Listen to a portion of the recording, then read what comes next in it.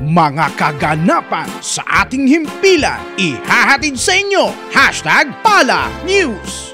Nakipag-usap naman sa ating Hepe PAO Chief Persida Acosta, ang Commission on Filipino Overseas o CFO Secretary Dante Clink II, kasama ang kanyang mga constituents para sa isang posibleng Memorandum of Agreement ng CFO at PAO. Kaugnay po niyan, panoorin po nating lahat ito. Nitong Lunes ay bumisita sa opisina ng ating Hepe, PAO Chief Persida Acosta, si Commission on Filipino Overseas Secretary Dante Clink II at kanyang mga constituents upang magpahayag ng kanilang intensyon na pagtibayin pa ang pagtulong sa ating mga kababayan sa ibayong dagat sa pamamagitan ng isang Memorandum of Agreement ng CFO at PAO. Kami naman, may Paulo kami, Republic Act 9406. We can be called upon by government authorities to render such service to other persons. Pero ano nga ba ang kaibahan ng Commission on Filipino Overseas CFO sa Department of Migrant Workers, DMW? At ano ang ilan sa mga nasasagupang suliranin ng naturang opisina? Yung CFO, ang kaibahan po niya sa DMW, yung CFO po ang nag-aasikaso ng mga permanent migrants abroad.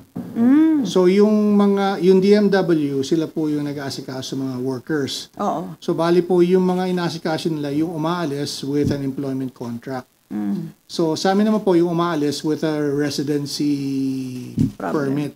Meron po kasing ilang mga cases na dumadaan sa amin na kakaiba po dun sa economic profile yung talagang umaalis. So may mga indigent cases and meron niya po minsan yung mga return migrants, marriage migrants, ng mga asawa.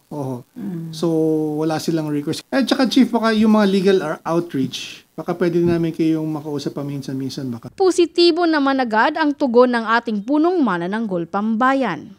Maganda yung makapag-MOA tayo, Sir Click. Sige po, kami po gagawa ng MOA. Tapos iset natin ang signing publicly para malaman ng mga OFWs. I will be very happy to be working with you. Hanggang wakas ay sama-sama.